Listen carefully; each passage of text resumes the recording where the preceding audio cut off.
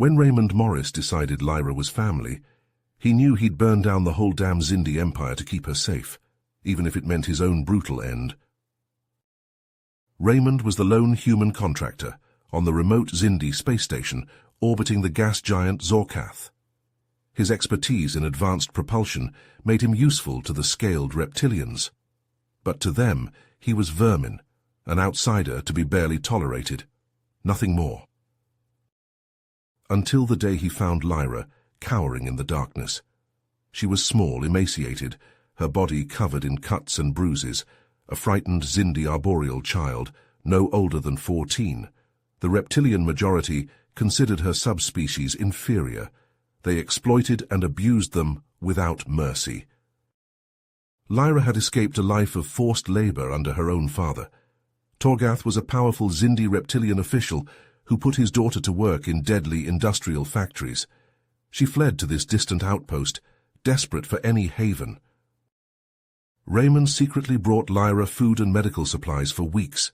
Her natural brilliance for engineering shined as they talked shop, forming an unbreakable bond. Rage boiled inside him as she revealed the vicious discrimination her people endured, the brutal conditions she suffered at her father's hand. In that moment, Raymond made a choice. Lyra was his family now. He would protect this gifted child like his own daughter. He would find a way to bring that sadistic bastard Torgath to justice for what he'd done. Raymond would tear apart the foundations of Xindi society to keep her safe. The human engineer just declared war on an alien empire, for the sake of one child. His life and the fate of Earth itself hung in the balance. The Xindi would soon learn the true cost of hurting someone a human loves. Raymond managed to sneak Lyra into his quarters on the space station, his heart pounding as he smuggled her past the security cameras. If the Xindi reptilians found her, they'd both face severe punishment, but he couldn't let her keep hiding in the dark, starving, alone. In the safety of his small dwelling, Raymond brought out rations he'd been saving. Lyra devoured the food, her emaciated frame shaking. He wrapped a blanket around her as she ate. "So you're safe now," Raymond said softly. "I'll protect you, and I'll teach you everything I know about engineering. You have a gift, Lyra, an incredible mind." Her eyes went wide. "Really? You'd do that for me?" "Of course, I see your potential and I care about you." Over the next several weeks, Raymond began secretly tutoring Lyra in advanced propulsion and other complex engineering concepts. She absorbed the knowledge like a sponge, her aptitude astounding him. The human and the young Xindi arboreal pored over schematics and equations for hours each day, bonding over a shared passion. Raymond was in his quarters going over fuel calculations with Lyra when an alert beeped on his datapad. He activated the security camera feeds he had access to. His blood ran cold. Torgath had just arrived on the station, flanked by armed reptilian soldiers. The ruthless Xindi official strode down the corridor, his face a mask of barely contained rage. He barked orders at the soldiers, who nodded and split off to search different sections. "Lyra, quick, hide in the storage locker," Raymond urged, guiding her to the compartment. "Your father is here looking for you. I won't let him find you, I promise." She froze, terror in her eyes, then quickly concealed herself. Raymond engaged the locker's biometric lock. He tried to still his racing thoughts. He had to stay calm. Soon heavy footsteps approached. Raymond stood to face the door as it slid open, revealing Torgath and 2 soldiers. The reptilian's gaze drilled into him. "Human, I am conducting a surprise inspection," Torgath said coldly. "You will grant us entry to search your quarters." Raymond fought down his hatred for this cruel man. He couldn't refuse without drawing suspicion. "Of course, sir. I have nothing to hide." As the Xindi soldiers roughly rifled through his belongings, Raymond held his breath, praying they wouldn't discover Lyra.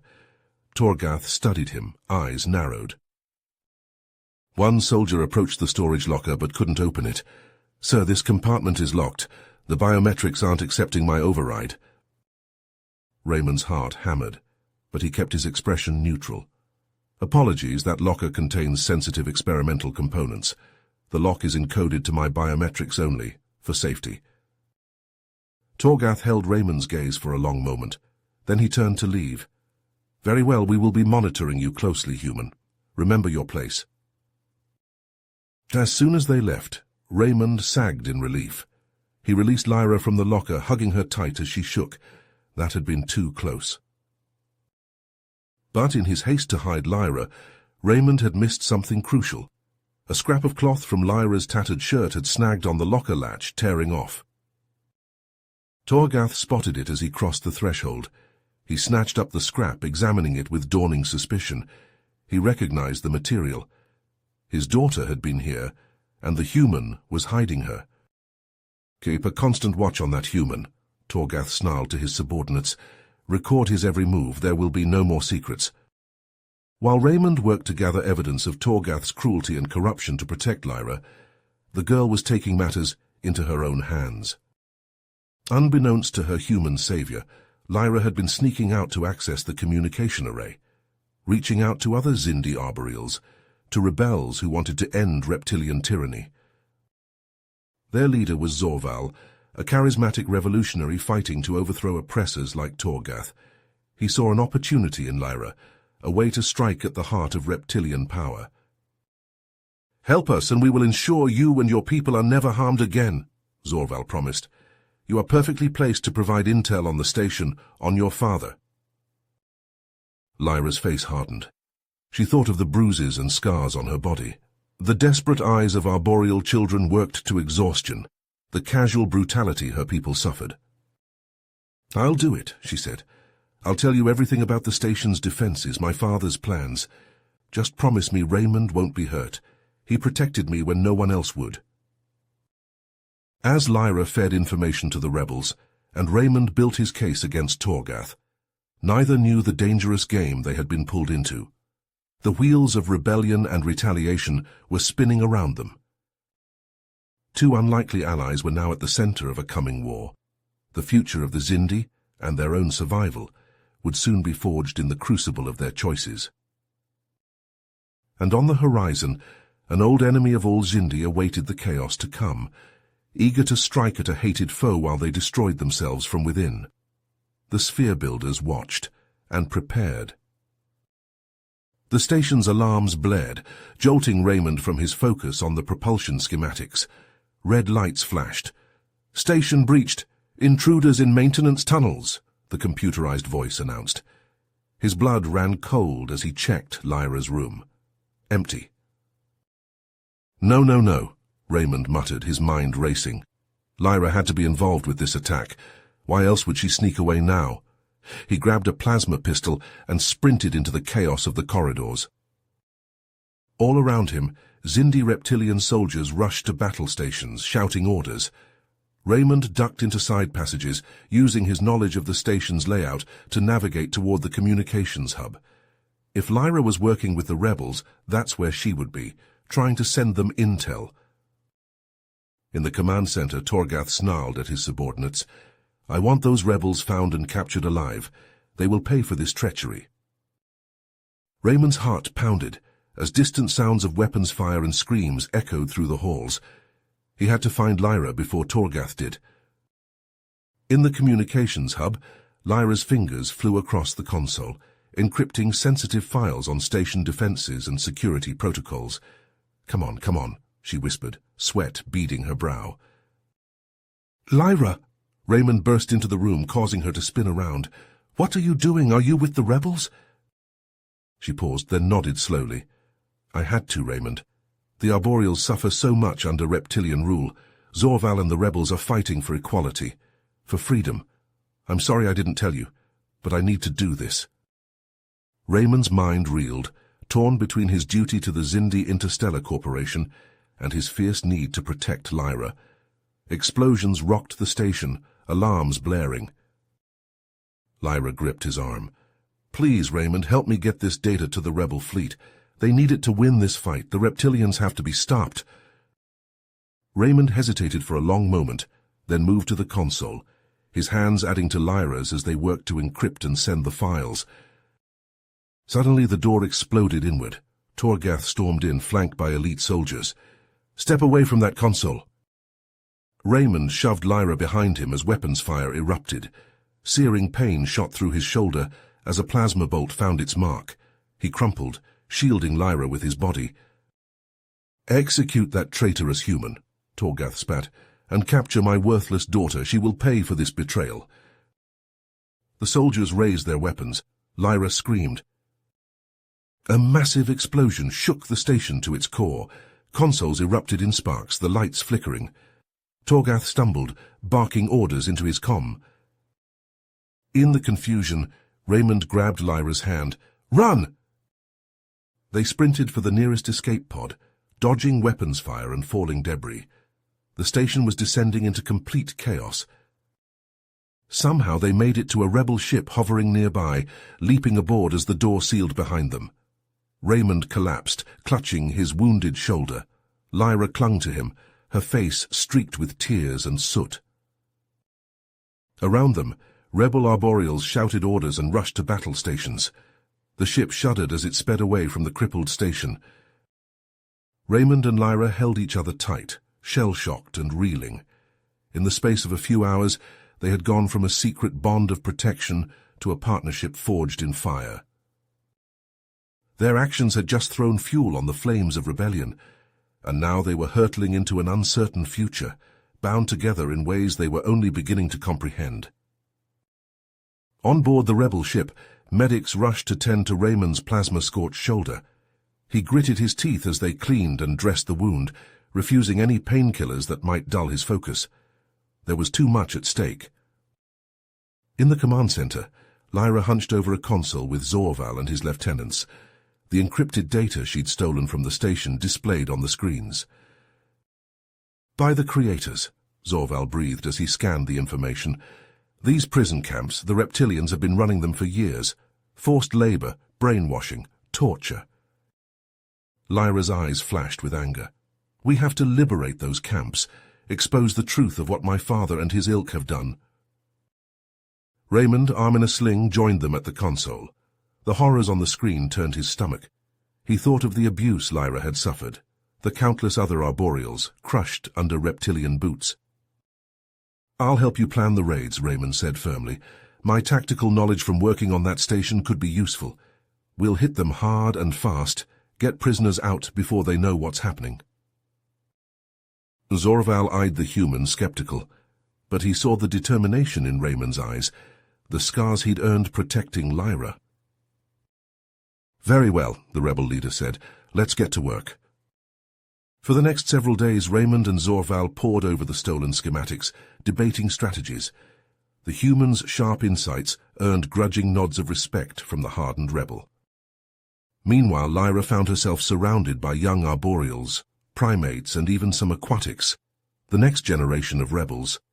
They looked to her for guidance, inspired by her bravery. She taught them what Raymond had taught her, channeling her pain into purpose.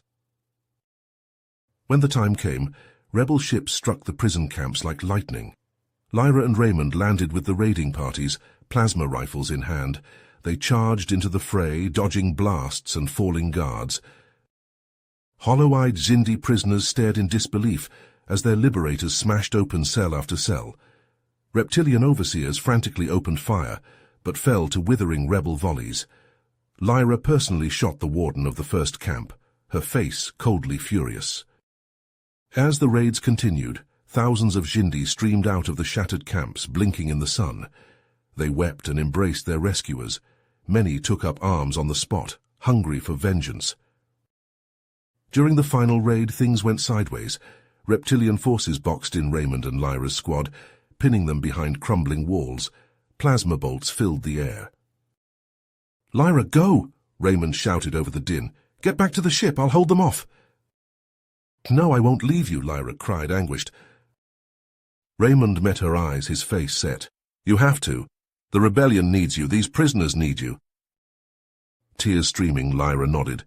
She would carry on the fight, for her people, for him.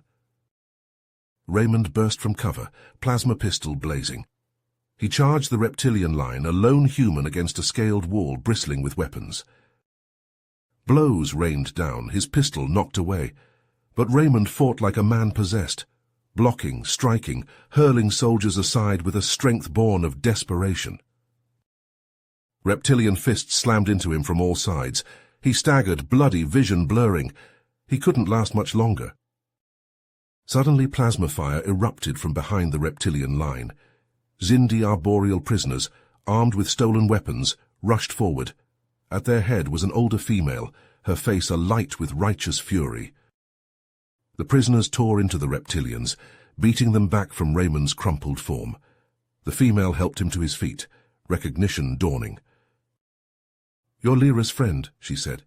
"I am Neatal. I knew her mother well. Come, we must go." They half-carried Raymond to the rebel ship, Lyra sobbing with relief as she embraced him. Neatal watched them, a knowing look in her eyes. As the ship broke orbit, she turned to the unlikely pair, firelight dancing across her weathered face. "There are others like me, Zindi of all kinds who have long dreamed of a better way, of peace between the castes. You two have a part to play in that dream." Raymond and Lyra exchanged glances, their ordeal having forged an unbreakable bond. They both nodded, ready to see this through, no matter the cost. In the days that followed, Raymond, Lyra, and Neatal threw themselves into the task of uniting the disparate rebel factions.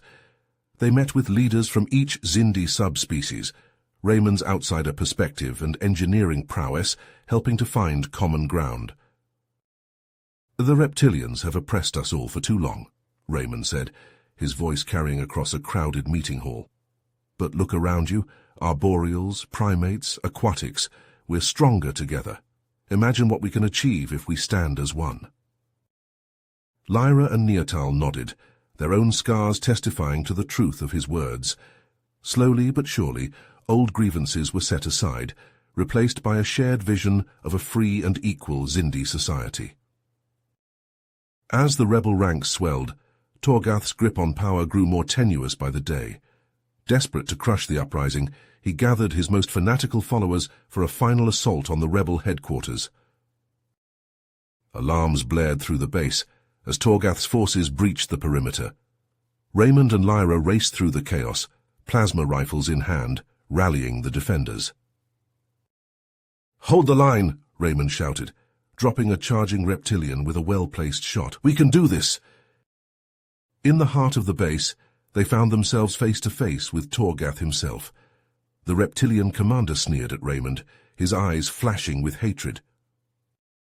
"You dare defy me, human? I'll enjoy watching you die." They clashed in a brutal melee, fists and feet flying. Raymond fought with all his skill and strength, but Torgath's raw power and vicious training drove him back. A savage blow sent Raymond to his knees, blood pouring from his mouth. Torgath loomed over him, drawing back his fist for the killing strike. "No!" Lyra screamed. She leapt between them, shielding Raymond with her own body. Torgath's punch took Lyra in the chest with a sickening crunch. She crumpled to the floor, gasping in agony. Torgath staggered back, his face slack with horror. He sank to his knees as Neatal and a group of rebels rushed in, quickly subduing him and his soldiers. Raymond gathered Lyra in his arms, tears streaming down his face. "Hold on," he pleaded. "Just hold on, Lyra, we'll get help." She reached up to touch his cheek, her breathing labored. "Thank you," she whispered, "for being my family, for giving me the strength to fight." Lyra's hand fell away, her eyes drifting closed. Raymond held her tight as her breathing stilled, his shoulders shaking with silent sobs. Around them, the sounds of battle faded. The rebels had won, but the cost had been so very high. In the days that followed, Neatal and Zorval worked to form a new government, one that represented all Zindi equally.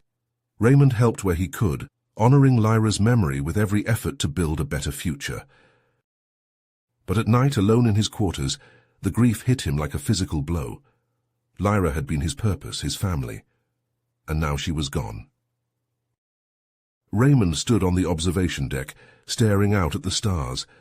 Somewhere out there, Earth spun on, unaware of how close it had come to destruction, of the sacrifices made by a human and a young Zindi girl to save them all.